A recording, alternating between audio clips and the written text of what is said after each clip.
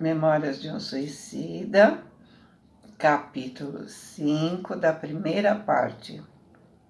O reconhecimento. O segundo acontecimento, que a par do que acabamos de narrar, foi etapa decisiva de nossos destinos, teve início no honroso convite que recebemos da diretoria do hospital para assistirmos a uma reunião acadêmica de estudos e experimentações psíquicas.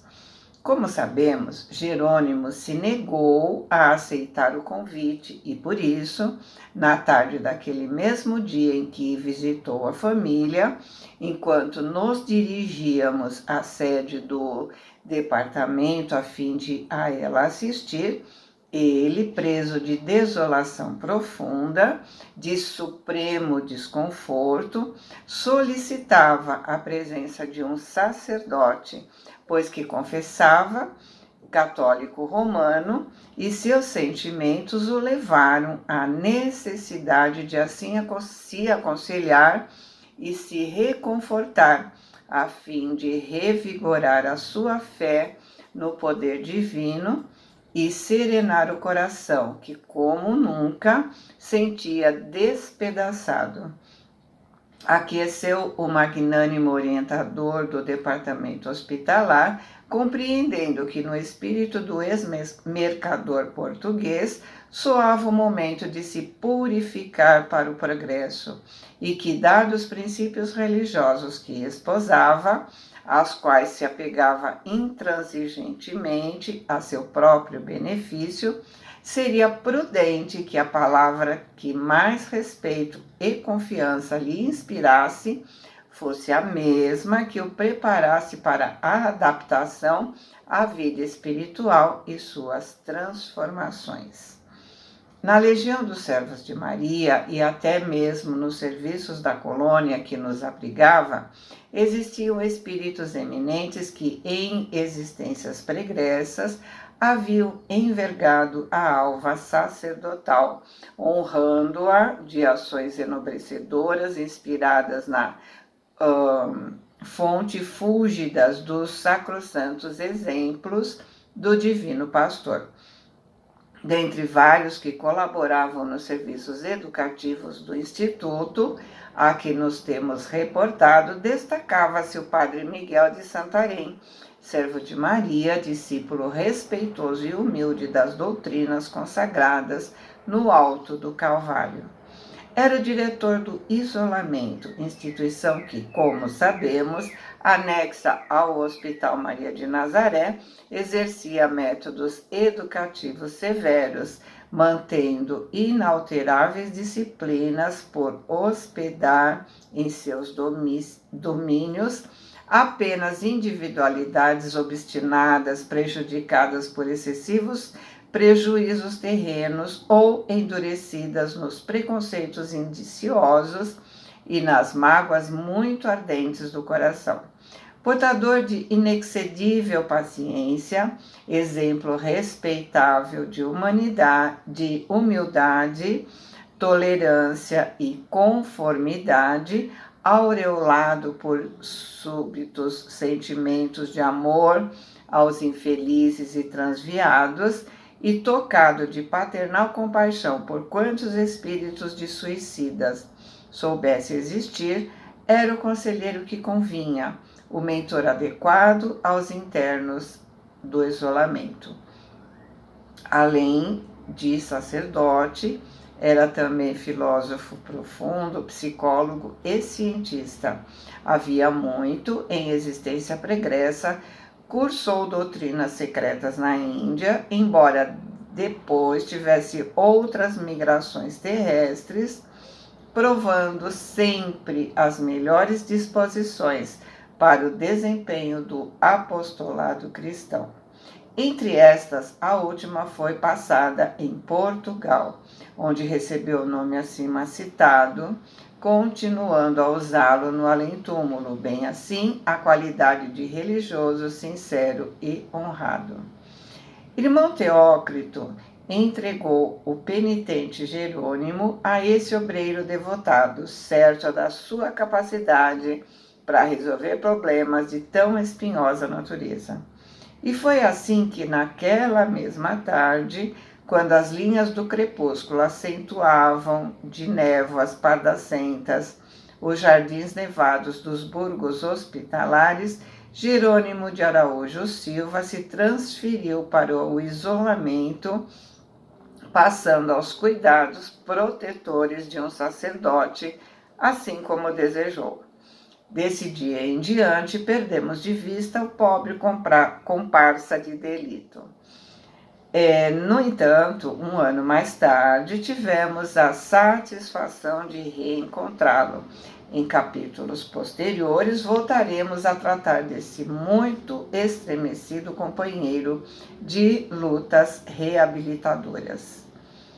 No dia seguinte, ao da nossa internação no Magno Instituto do Astral, passamos a ser diariamente levados aos gabinetes clínico-psíquicos, onde era ministrado tratamento magnético muito eficiente, pois dentro de alguns dias já podíamos nos reconhecer mais confortados e raciocinando com maior clareza, gradativamente fortalecidos, como se ingeríssemos tônicos revivificantes através das aplicações a que nos submetiam.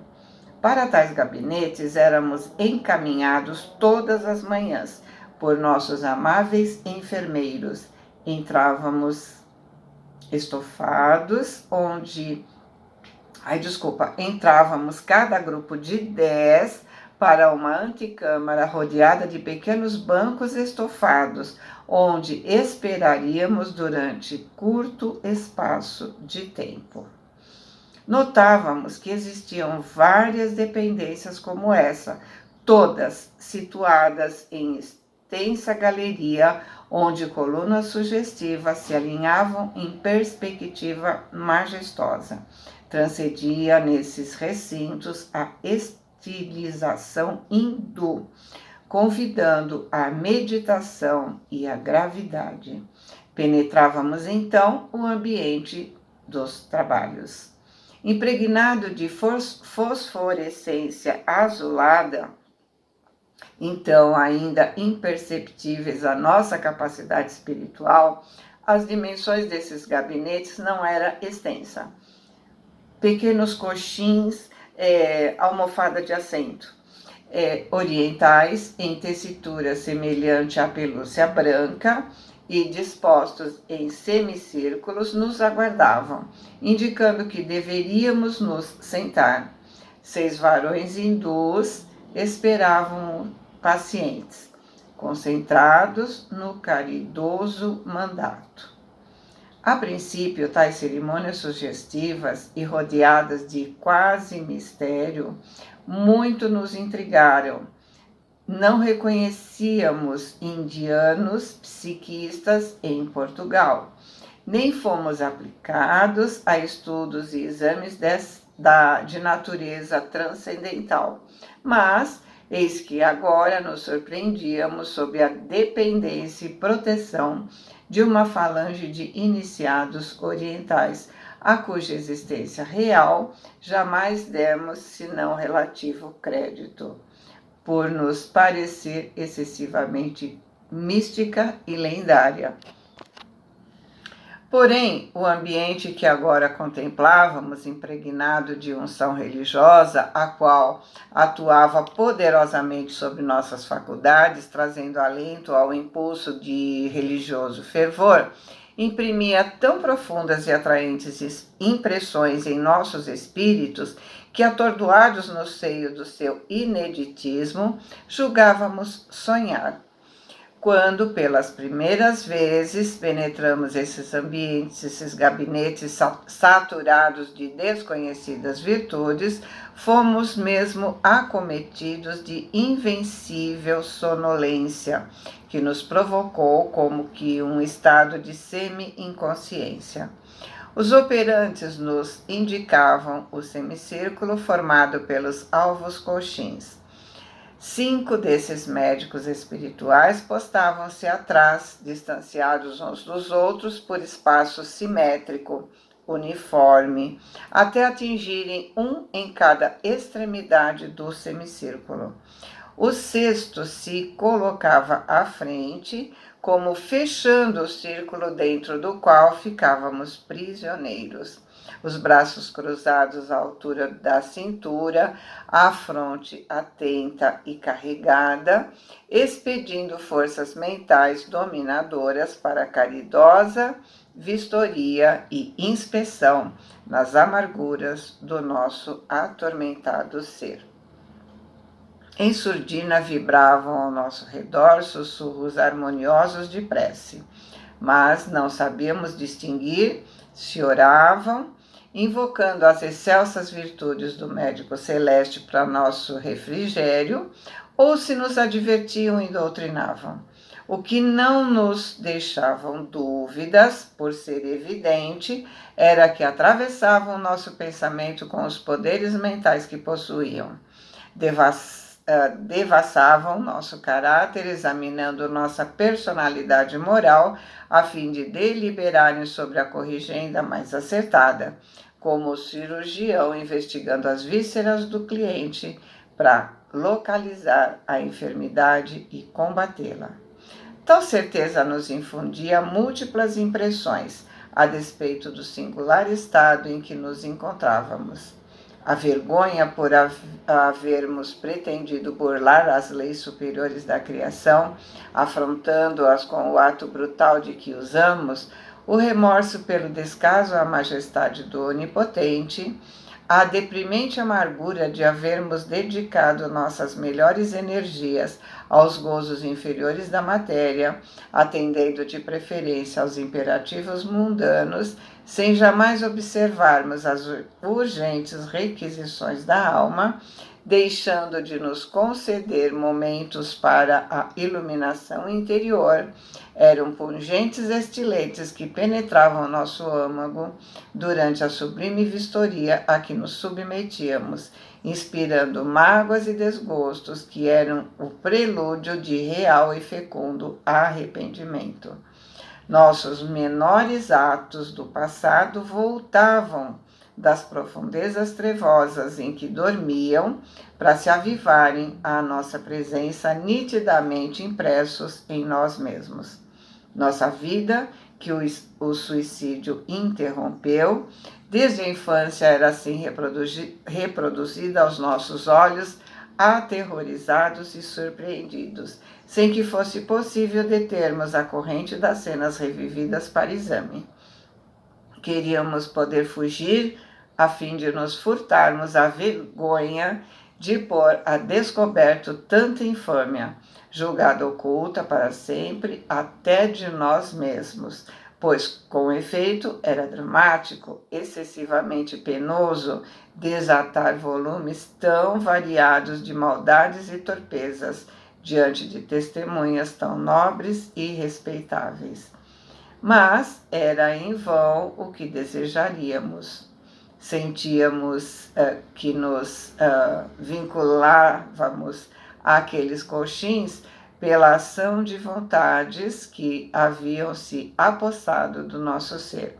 Porém, ao fim de alguns minutos, suspendiam a operação. Esvaía-se o torpor. As lúgubres sombras do passado eram tiradas de nossa visão, recolhidas que eram ao abismo revoltoso da subconsciência, aliviando a crueldade das recordações.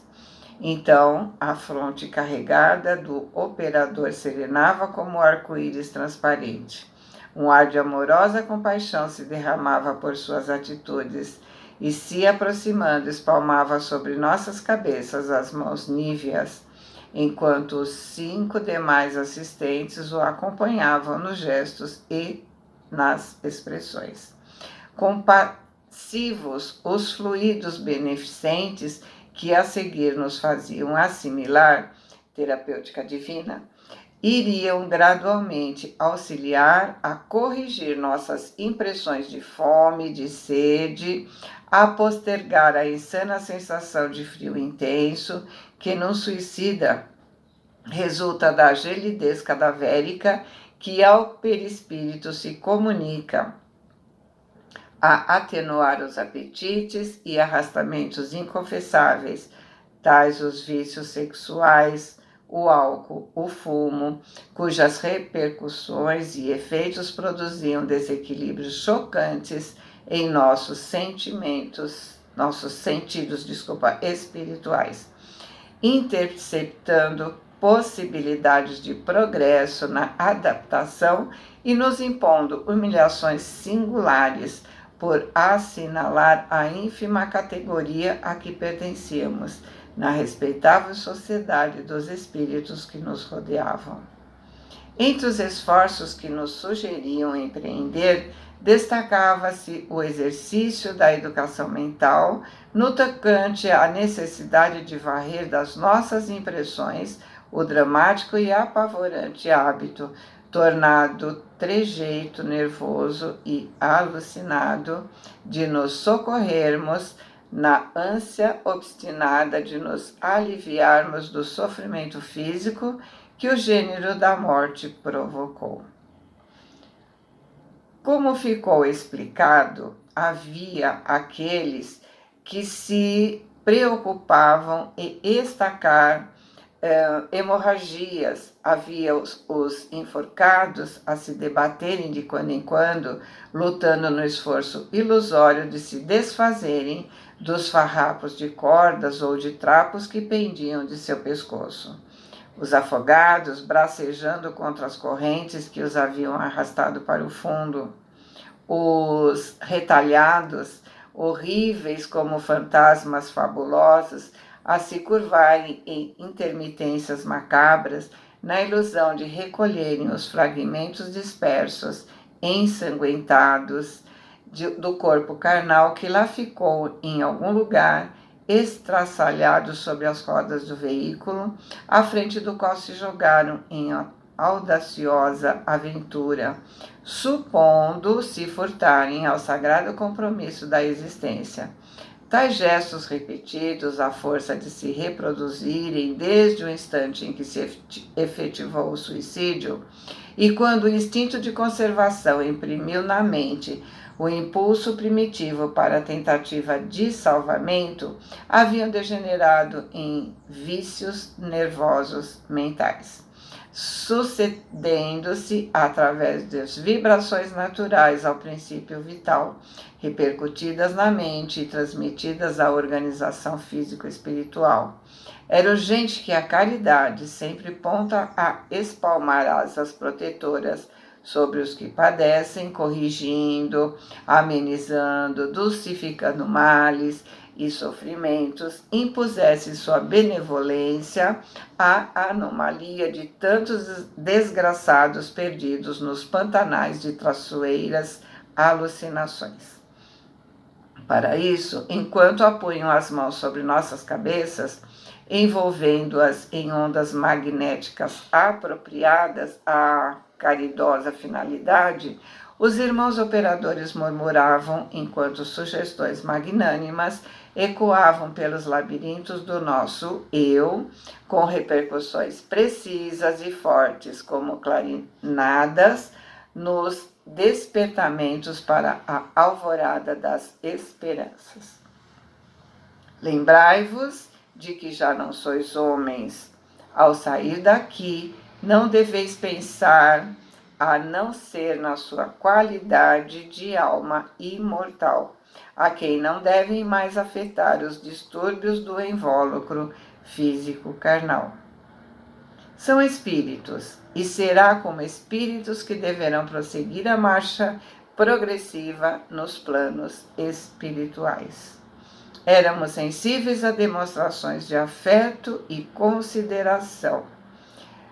Uma agitação de horror percorreu minhas sensibilidades ao reconhecer na vasta assembleia figuras grosseiras, desgrenhadas e apavorantes do vale sinistro, embora confessasse a mim mesmo encontrá-las algo serenadas, tal qual acontecia a mim e meus companheiros de apartamento.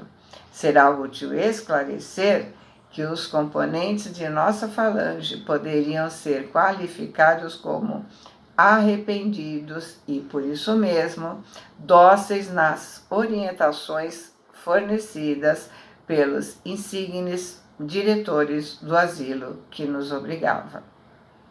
Um ou outro se mantia menos homogêneo, oferecendo problemas mais sérios a resolver, mas era certo que a maioria se conservava fortemente animalizada, fosse consequências da inferioridade do caráter próprio ou resultado da violência do choque ocasionado pela bruteza do suicídio escolhido. Dentre esses destacava-se os retalhados, afogados, despenhados de grandes alturas, etc. Atordoados como que atoleimados, não era com facilidade que conseguiam suficiente dose de raciocínio para compreender as imposições da vida espiritual. Eles ocupavam o asilo do manicômio por inúmeras conveniências, entre outras as que arrastavam a necessidade de encobri-los à nossa visão, pois repugnávamos a presença deles, excitando impressões desarmoniosas, prejudiciais à serenidade de que carecíamos para o restabelecimento. Apesar disso, também foram encaminhados ao local da reunião e, quando acompanhados por nossos dedicados amigos Joel e Roberto, entrávamos no vasto salão. Ali os distinguimos entre muitos outros enfermos que, como nós, haviam sido requisitados. Observando o antigo companheiro do Vale das Trevas, vi que se esforçavam como nós mesmos vínhamos tentando desde alguns dias para corrigir os feios cacoetes já mencionados, pois se o hábito impedia a repetição dos mesmos, lembra-se a tempo e paralisavam a meio caminho o impulso mental que os ocasionava, levando em consideração a sugestão oferecida pelos amáveis assistentes. Então, riam-se de pessoas mesmo em comovedores desabafos, riam nervosamente, pensando em que já não deveriam sentir os efeitos físicos do ato macabro. Riam uns para os outros, como se a felicitarem mutuamente pelo alívio recebido através das informações de que já não deveriam sentir aquelas impressões. E como se o riso sacudisse vibrações tormentosas, riam para se desacostumarem daquele choro malévolo que acordava sensações precipitosas. No hospital eram proibidas as convulsões raivosas do vale sinistro, e chorar nas desesperadoras aflições com que havíamos chorado era destampar a comporta das torrentes das agonias que a caridade sacrossanta de Maria atenuava através de desvelo dos seus servos. E eu, os observando, ria também, sem fugir à estranha semelhança da falange. Sentamo-nos a um sinal de Roberto. A sala nada apresentava que despertasse particular atenção, mas se o grau de visão de que dispunhamos para alcançar as sublimes manifestações de caridade que ao nosso redor pululavam não fosse insuficiente, teríamos notado que delicadas vaporizações fluídicas, como orvalho refrigerante e ameno, se declinavam-se pelo recinto, impregnando-os de doces vibrações. A um ângulo do tablado que do fundo do salão defrontava a assembleia, se notava um aparelho muito semelhante aos existentes nas enfermarias, embora apresentasse certas particularidades. 2 jovens iniciados o encaminhavam ao mesmo tempo que irmão Teócrito tomava lugar na cátedra ao lado de 2 companheiros, aos quais apresentou a Assembleia como instrutores que deveriam nos orientar e a quem deveríamos o máximo respeito. Satisfeitos, reconhecemos nesses 2 jovens hindus que nos receberam quando da nossa entrada para o hospital, Romeu e Alceste.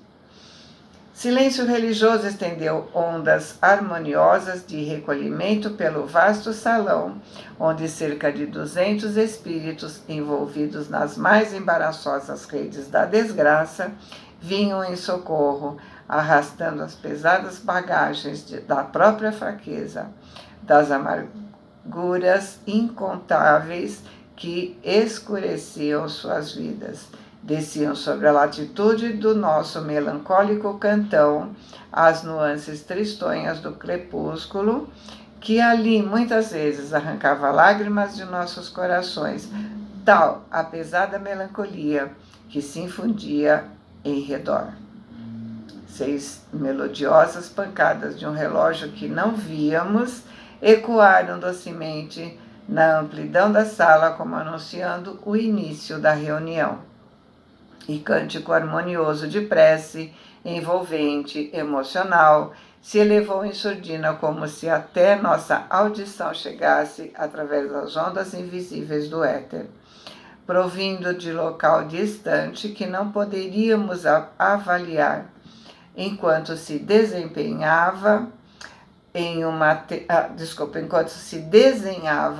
tela junto à cátedra de irmão Teócrito, o sugestivo quadro da aparição de Gabriel, a Virgem de Nazaré, participando da descida do Redentor às ingratas praias do planeta. Era um instante amorável do Ângeles. O diretor se levantou, fez breve e emocionante saudação a Maria, reunidos a nós pela primeira vez para uma invocação. Doce frescor se estendeu sobre nossos corações. As lágrimas interromperam e emoções gratas se ergueram dos túmulos íntimos em que estavam acordadas pelas lembranças do lar paterno, da infância longínqua, de nossas mães, e quem nenhum de nós certamente amou devidamente, a ensinarmos ao pé do leito o balbúcio sublime da primeira oração. Como tudo isso estava distante, quase apagado sob os abismos das paixões e das desgraças ali consequentes, e eis que, inesperadamente, tais lembranças ressuscitavam como fantasmas, que vinha para se impor com sabores de beijos maternos em nossas frontes abatidas. Fundas saudações dilatavam nossos pensamentos, predispondo-os à ternura do grande momento que nos ofereciam como oportunidade abençoada. Seria longo enumerar minúcias das belas quanto proveitosas sequências dos ensinamentos e experiências que passávamos a receber desde essa tarde memorável, os quais integravam o melindroso tratamento a ser ministrado, espécie de doutrinação. Seria uma terapêutica moral, com ação decisiva sobre reações necessárias à reeducação do que tínhamos urgência. Diremos apenas que nessa primeira aula fomos submetidos a operações tão melindrosas, levadas a efeito em nosso senso íntimo, que a incerteza quanto ao estado espiritual para o qual escorregamos foi hábil e caridosamente removida de nossa compreensão, deixando que a luz da verdade sem constrangimento se impusesse à evidência. Ficamos categoricamente convencidos da nossa qualidade de espíritos separados do envoltório corporal terreno, o que até então, para a maioria, era motivo de confusões acerbas, de assombros incompreensíveis e tudo se desenrolou singelamente, sendo nós os livros vivos usados para as magníficas instruções, as operações irrefutáveis.